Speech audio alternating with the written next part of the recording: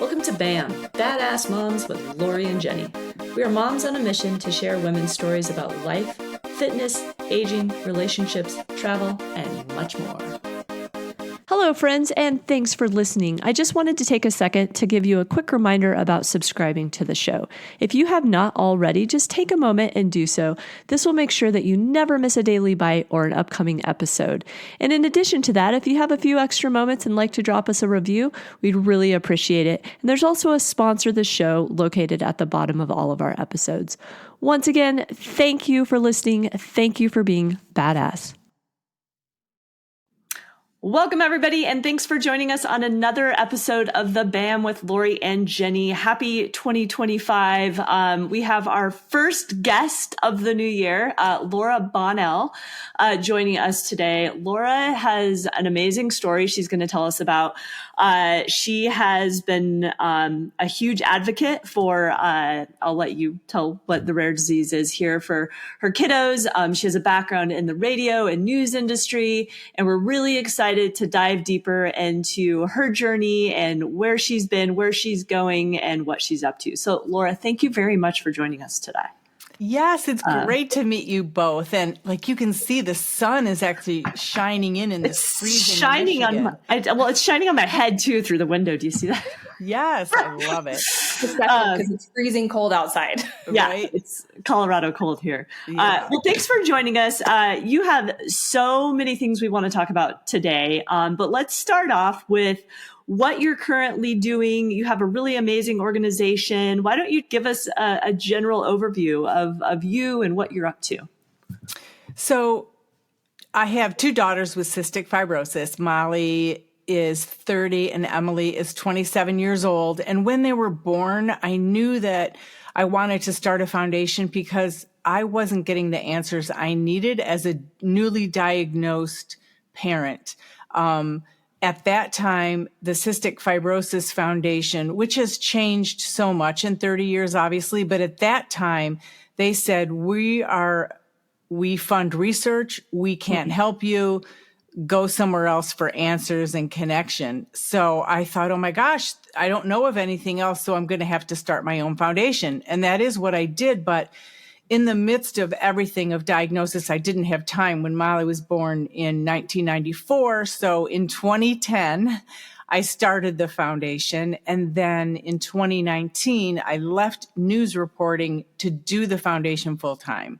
So we do all sorts of financial assistance for people's medical needs and lung transplant grants. And we give out education scholarships to people in Michigan and across the country. Anybody who has cystic fibrosis can apply. And we've just grown a lot and have like mentoring programs and all kinds of things that I think we're going to talk more about a little bit later. But that is briefly what we do. For our listeners and people that aren't familiar with cystic fibrosis, can you give us a short summary of what it is and how it happens? And is it genetic or all those things? It is genetic. And I have to tell you, whenever anyone used to ask me this, it was so hard to say what cystic fibrosis was. I would cry without fail almost for the first 5 years of diagnosis. So every time someone asked me, I remember, wow, I used to cry and I could never get through this description. So I just wanted to tell you that because I've been thinking a lot about it lately because my daughter turned 30. But cystic fibrosis is a genetic disease that causes chronic and fatal lung infections and interferes with digestion and every organ. They can get CF-related diabetes, and everything is connected. Like I said, every organ, and they're finding out now that there is a higher incidence of colon cancer with people with cystic fibrosis and carriers like myself and my husband as well. So they're learning a lot of new medications now, which is fantastic. But that in a nutshell is what cystic fibrosis is. When my girls were born, the life expectancy was about 18 or 19 years old. Today, for people born, it's about 56, but that life expectancy situation is a very, not controversial, but it's a very touchy thing for parents with CF. On one hand, you're like, well, don't tell me what it's going to be. We're going to let them live longer. And on the other hand, if you say 56, today there are still people with CF dying at 30. So it's with any disease, it's very hard to predict life expectancy. Is there a spectrum, or is it just like you have it and this is what it is? So could some people have a mild case and live to, 90? There's definitely a spectrum, but it's hard to predict. Molly is healthier than Emily. And they have the same mutations. So why is Molly healthier than Emily? I don't know. Or why is anyone healthier than another? I don't know the answer, but it's a great question. What have the limitations been with your daughters and them growing up and having this, disease? What has it prevented, or on the flip side, has it given them opportunities or empowered them to do things, just understanding, those limitations and, opportunities? Yeah, I think that the diagnosis has actually given us a life. I feel like when you have a diagnosis that your life could be shorter, it really empowers you to embrace life more, and you really do put things in perspective more. I mean, certainly there are times where you gossip or you do whatever, something that is so small-minded, whatever. But we're human, right? We're so human. We're so human. But I think what I did in the beginning, and now how you judge everything you've done, I thought, you know what? No excuses, girls. Like, CF isn't an excuse. Other people have things worse. And we kind of went that way. We're going to live a normal life, and we have embraced it. But I also know that put a lot of pressure on them to maybe not complain. But they went to school with PICC lines and with IV poles pushing around. We actually sent them to private school for that reason, because at the time I was learning and I didn't know the things that public schools could do to help. But at the time when I talked to the public schools, they wouldn't allow enzymes, which is a non-altering drug. And if anybody took it, wouldn't harm them. But they wanted them in the public schools at that time. Again, I was misinformed, but they said that they would have to go to the office and get their enzymes before they could go to lunch. And I thought that was very disruptive and would make them stand out. And I didn't want that. In the private schools, that wasn't an issue. They had enzymes in every classroom. So I think that was kind of how we wanted it to be. It didn't matter. You're dealing with it. We were going to the hospitals and doing whatever. My husband stayed with whoever was the healthy kid, and then I would stay with whoever was in the hospital. And it did impact me. I had to go to be part-time because I was not going to not stay in the hospital with one of the girls, or at times when both were hospitalized. So there was that. But it's a lot of effort trying to make things normal. Yeah. Well, and so you just hit on something that I want to just dig into for a second. I do HR is my main job. And so when you're talking about you had to be with your kids, right? Like, they have health issues and you're a working mom. So what did that look like? And I'm sure it evolved tremendously over the years, at least probably not as much as it should, but at least it has evolved. What did that look like for you? And how did you navigate that? Things were different 30 years ago. First of all, I was in reporting and there was no excuses for anything. You were on call if there was like a shooting or a fire. You weren't just a 9 to 5. And I actually worked the 4 a.m. to 1 shift, which was morning drive, which I loved because it was all the good, juicy news. But then I could pick up the girls and my husband got them off to school. So that was nice. You never talked about your family life at work. That was just, everything was black and white. You never brought it in. So, and that was in the beginning because as things progressed, I was doing stories about cystic fibrosis and things. But I would say that was hard trying to keep it so separate. Did you ever feel like you had to keep it a secret? Like, where it was like you didn't want people to know because, they might feel that it's going to affect your position? I was very conscious about not doing something that would be a conflict of interest. Sure. If I talked to a lawmaker, I would say, on a personal note, and then I would always tell my news director. I was and I would always ask him, is this newsworthy or is this Laura making it newsworthy? And he would always say, it's a newsworthy story. Do it. If it was about cystic fibrosis. So I was very conscious not to make it about us, but about the CF community, and that it was a legit story. Right. And I know we talked about this before we started recording, and Jenny and I both thought this was very interesting, and kind of the universe, setting the stage, if you want to call it that you were actually doing a fair amount of work with cystic fibrosis before you had found out that your daughters had this disease.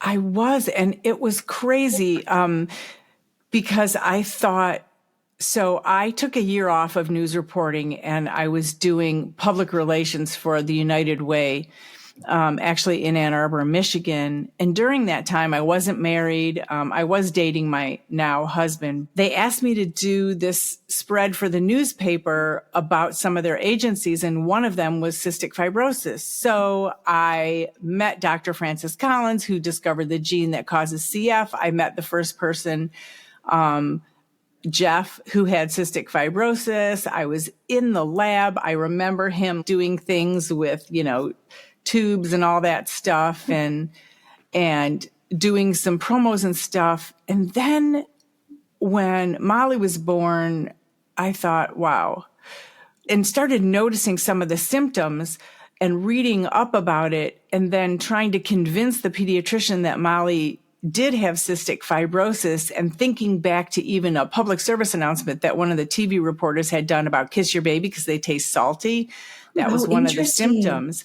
And I was sure she had cystic fibrosis. And then when she was diagnosed, and we decided to have a second baby later, because my husband had 7 siblings. We were going to have 6 kids. I have 2 siblings. Anyway, we thought naively, how could we have another kid with CF? How would that happen? But it's 1 in 4 And there's chance none in the family, with correct? each pregnancy. None that we knew of. And still to this day, we don't know of any carriers in our immediate circle, because a lot of them have now been tested.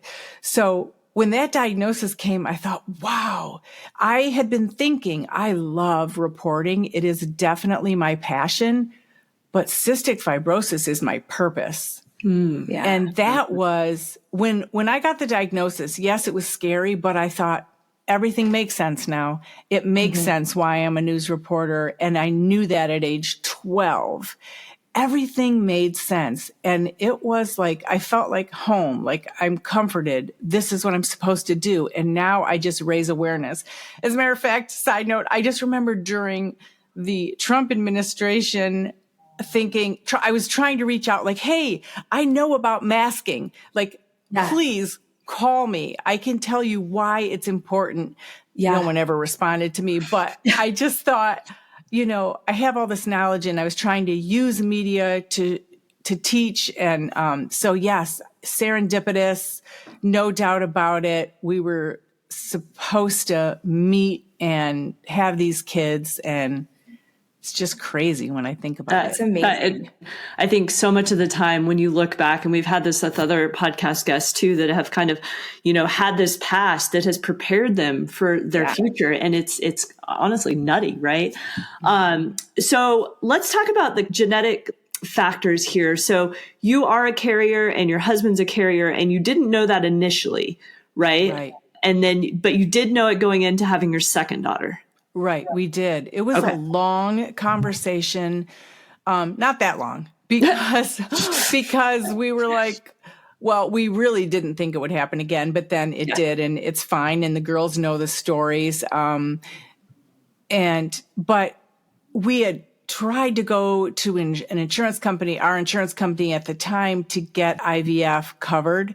But they would not cover it. And we did our presentation from a strictly economic perspective, but they just didn't buy it, which was, I was sobbing. It was just like, it was so crazy that Molly, healthy, was $330,000 a year in health costs, just healthy.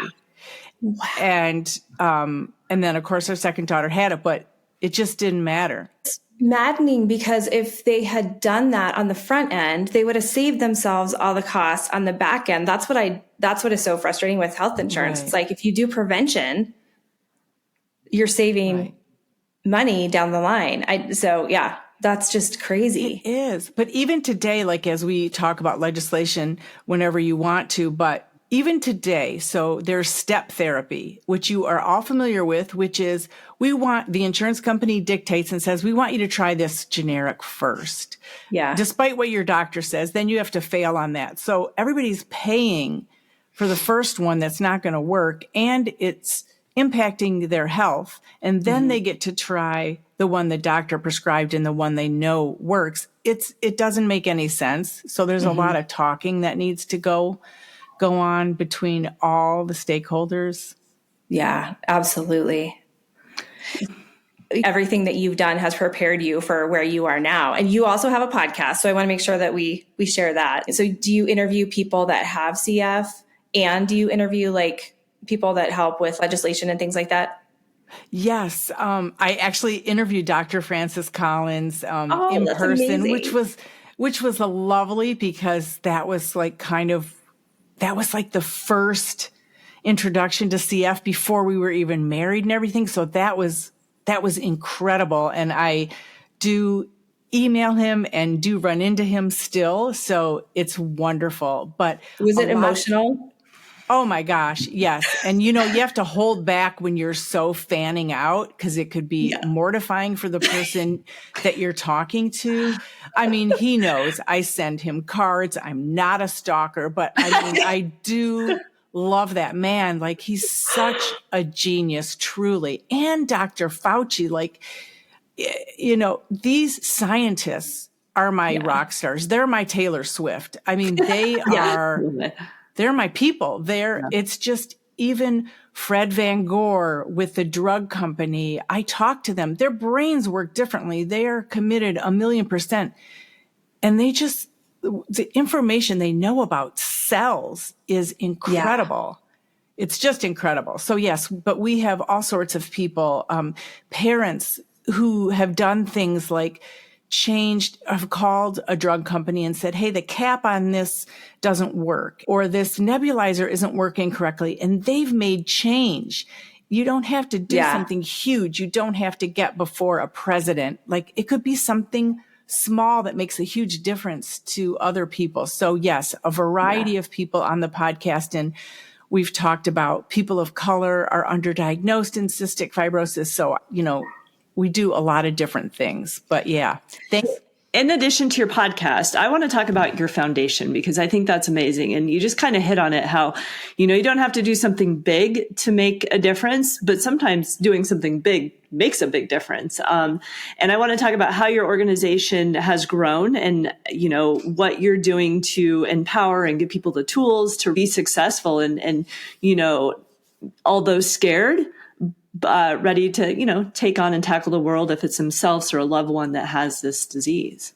Yeah. And I think I tell everyone my foundation really is my therapy, even though I do see a therapist as well, but it really is my therapy. I get so much out of talking to people who have been impacted by CF, and you learn from everyone, even a newly diagnosed mom. And it usually is the moms. Believe me, we're trying to get dads involved so much more. It even took my husband a while, but once I started introducing him to other CF dads, he started connecting better. They don't necessarily talk about CF. They might talk about whiskey and they might talk about golf, but at least they're more engaged. But that is one thing we've worked on, is engaging men, because, and Caesar will have no problem with me sharing this story, but Caesar, we met to raise awareness about the Hispanic community here, not getting the proper information about cystic fibrosis because of the language barrier. And so we started the CF Familia page, and his wife only speaks Spanish, and I've been trying to learn Spanish for 2 years now. It's a slow process for me. Language it's just not easy for me, but my husband's fluent in Spanish as well. So when Caesar was talking and I was doing an interview with him, Caesar's crying. And it impacted my husband so much. It was so beautiful to see that they connect in different ways. They're not like women where, hey, we just come out and say things, I think more. But that was a beautiful thing. So we're working on that. We have so many programs like this CF Masterclass where I interviewed Caesar, whose son has CF, and we interviewed parents in Turkey and Egypt and Thailand where they don't have the medications that we have here in the U.S. and they're malnourished and they don't even have basic things like vitamins. So we're doing a ton of outreach with our mentoring program and with all these sorts of programs as well. You mentioned that people of color are diagnosed later. And I saw somebody, I believe, on your board who it looks like was diagnosed maybe as an adult. Yeah, that's Rachel, and Ray for short. She is so sick currently. And this is something she puts out on social media, so I'm not sharing anything I'm not supposed to. But she's African American. She was diagnosed at 26. And when you're diagnosed so late, your life expectancy is lower usually. Mm-hmm. How do they diagnose? Sorry to interrupt, but I'm curious, why were none of the tests done? Were none of the signs present for her before? Like, did doctors not dig into it more? Or? Well, a couple things. So like my girls were diagnosed by us before newborn screening included cystic fibrosis. Okay. That didn't happen until 2007.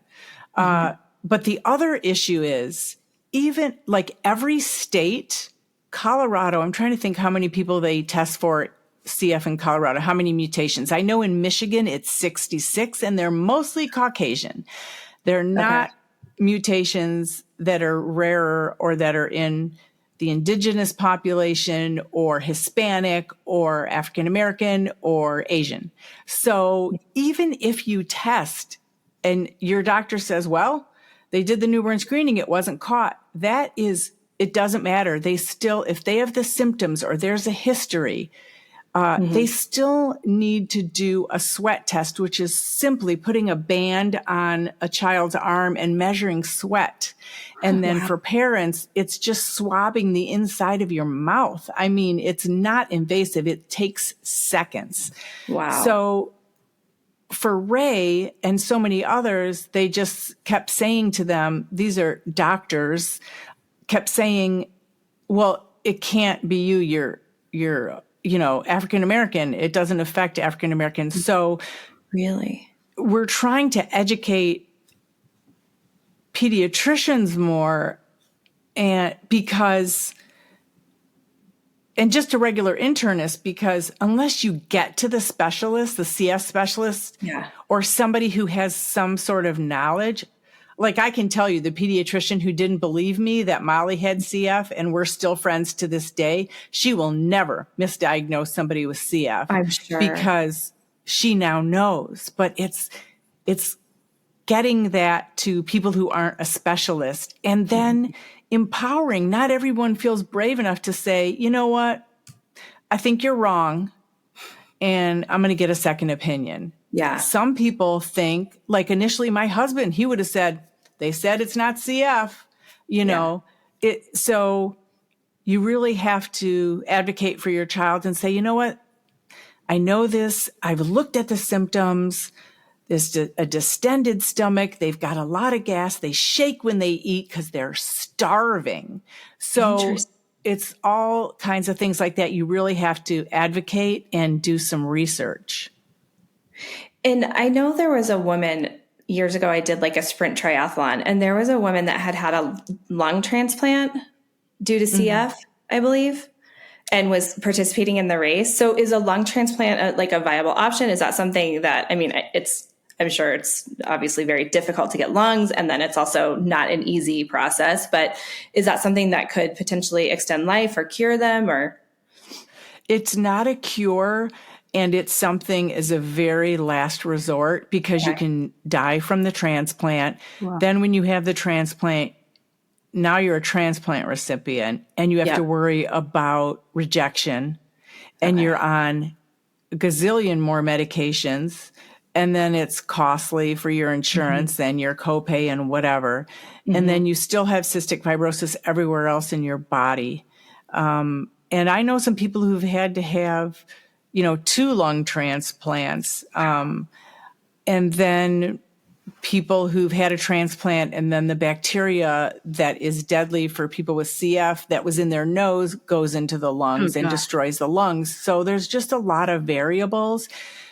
I also can tell you that the new medication, Trikafta, that's out now, and there's another one that just came out as well, just like days ago.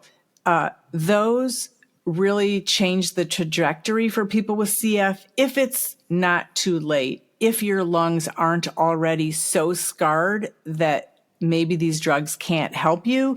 But I know there are stories, because I've talked to some of these people who were waiting for a lung transplant, got on these meds, and were taken off the transplant list. Wow. So it does significantly help. But, there are variables. It doesn't work for everyone, and that's not the case. And people are still dying, even with these new medications. Yeah. So there's still a lot of work to be done, but there's so much hope.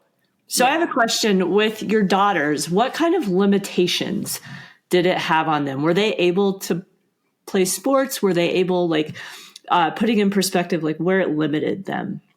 Yeah, I think if you ask them, I think they would say it didn't limit them, but it's a lot of mental work. I think that it's constantly thinking about your life expectancy. My daughter, Emily, allows me to say that she slept in our room, mostly in our bed, until she was 13 because she was so scared she was going to die from CF. Yeah. We had her in therapy, and she would sit on my lap, and the therapist would talk to her when she was 5, and I would just cry sitting behind her as she talked about her fears. So I would say it's more of that. Although, if you have a PICC line in, you can't play sports, you have to sit it out. And other things like that. Or if you have to do your treatments. That takes away from, I want to go do this, but I've got to do my treatments. And then everybody knowing you're pushing an IV cart from class to class, they know something's up, They were very open with it, K through 12.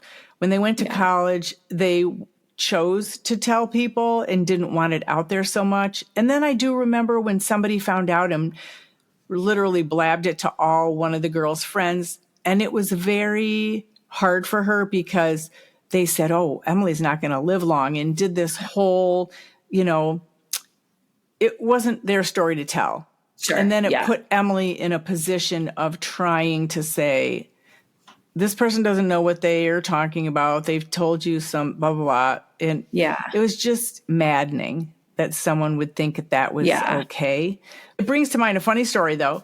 When Molly was on the ski hill, because they were both in ski club, they traveled to Colorado and skied there. Nice. Molly had a PICC line in, and she's like, I can still ski, Mom. It's fine. I'm like, okay. Can you explain what a PICC line is? Because I'm not sure I actually know. So, yes, sure. So it's so that they can do IV medications at home, intravenous drugs, and they put it in your vein, but it's surgery. They have to put it in. It goes up to your neck, and then the IV, or up to your heart. I'm sorry, it's not up to your neck, but it goes in your arm, and it gets to dump the meds right by your heart. So your heart then pumps it throughout your body. And they don't like keeping people with CF in the hospital because of other bacteria and things. They like to get you home, which is a whole nother thing. You have to do it at home. You need assistance. It's, putting it in all 24/7. Yeah. So it's flushing your own meds with all, saline, and we really became nurses and that here, and the girls did it great. So, and then you have to figure out your life in between your meds. So skiing, right? Yeah. So of course, Molly's like, I'm skiing. This isn't going to faze me. And, it's all taped up and everything. But I called the ski hill, unbeknownst to her.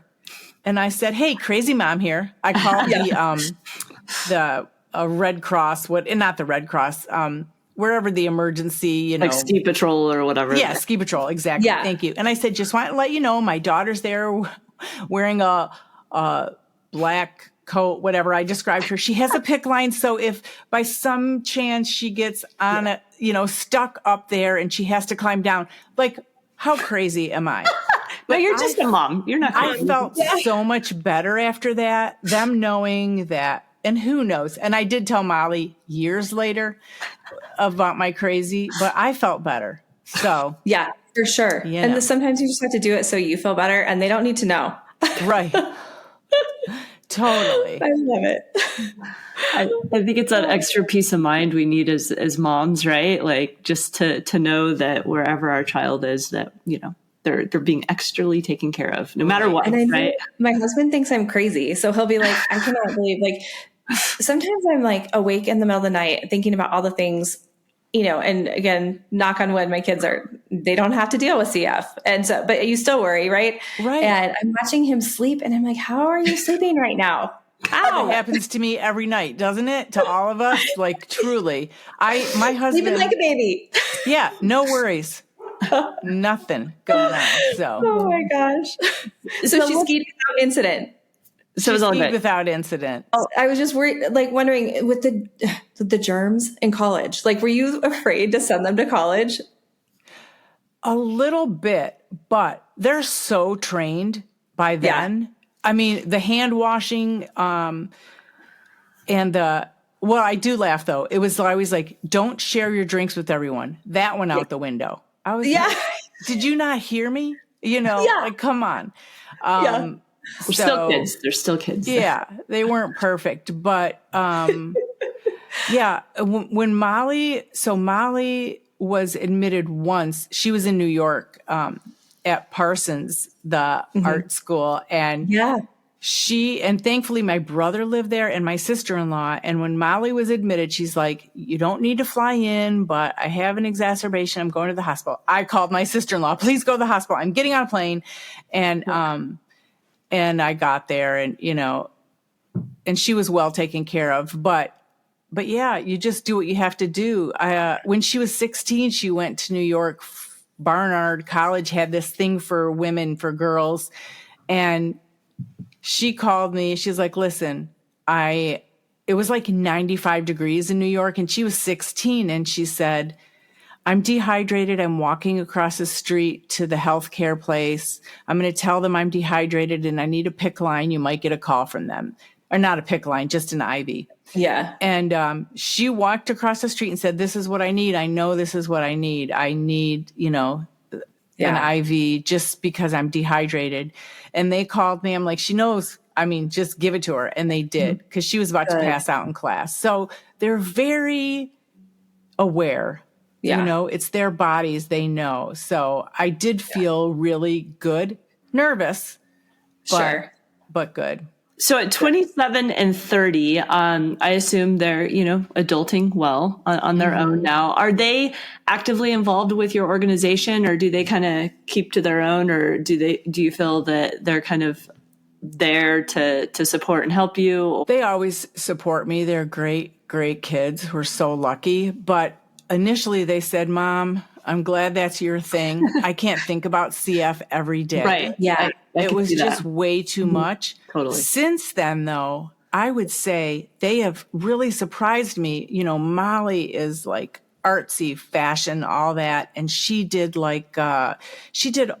projects in college and when she got her master's related to disease and made an IV pole out of glass and all the tubing out of glass and did really cool things. And then Emily, she actually has done some work on the foundation and kind of helped with some social media stuff. But she recently said, hey, this pharma, one of the drugs she's taking, reached out to her to kind of be not an influencer per se, but to weigh in. And she did. So it was beautiful that they went their own pace and did what they wanted to do. So that's been beautiful.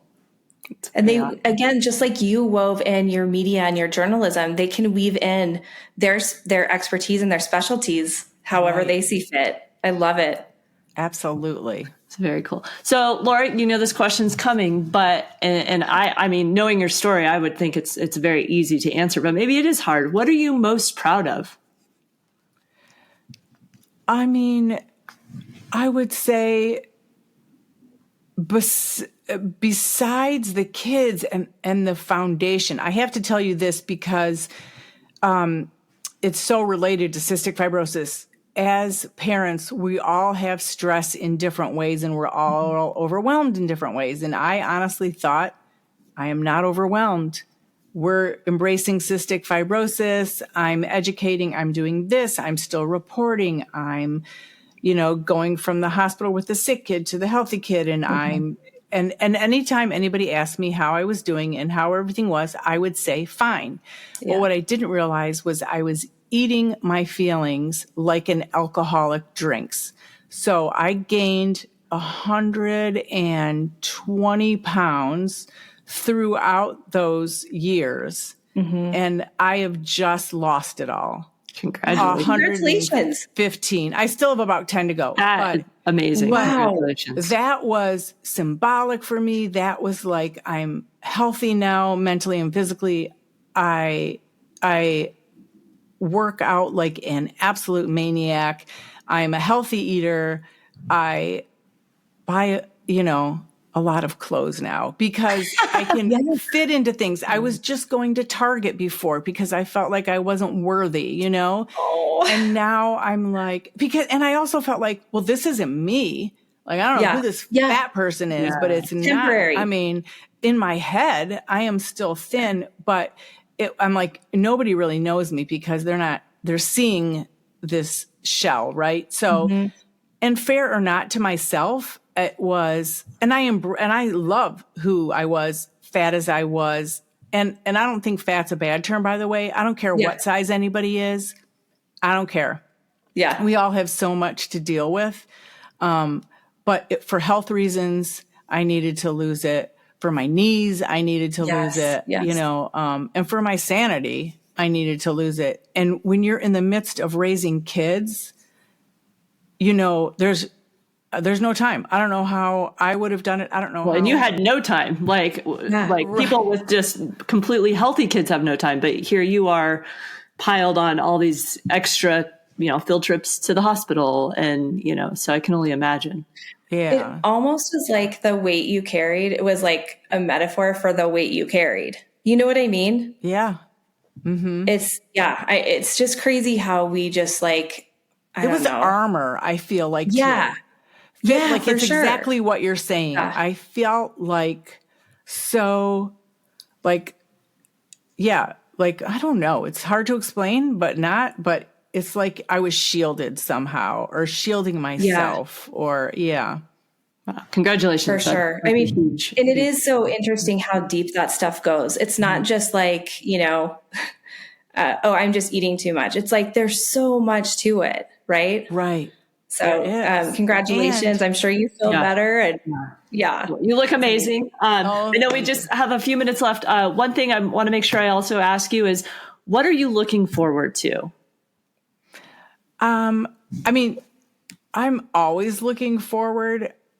I just think it's so helpful to always look forward and to be open and have good karma and always try and say yes and just embrace everything. I feel like meeting both of you is a beautiful thing. And I've learned just, little things here in the short time we've been together and just you're so kind. You're both of you, your kindness. No, I'm completely serious though. It just, it comes out and we're states away from each other. Right. So I just think appreciating that. I mean, obviously I have plans for our foundation as far as growth and things go, but I think it's kind of, especially in this climate, in this world right now, is looking for solutions, not blaming. How can we work together? I see your point. Yeah. Let's try this. Do you see my point? Let's work together. So